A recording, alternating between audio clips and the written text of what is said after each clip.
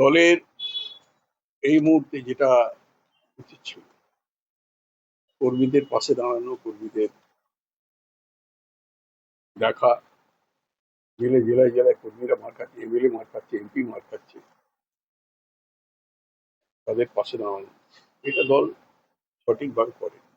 কিন্তু এখানে কর্মীরা কেমন না, সমীর পাঁজা মার খেয়েছে, তার বাড়িতে ঢুকতে পারে।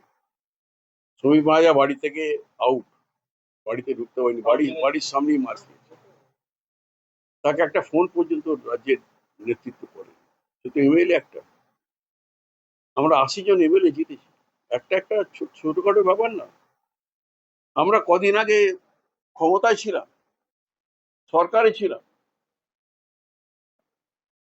একটা ফোন পর্যন্ত টাকা দিয়ে।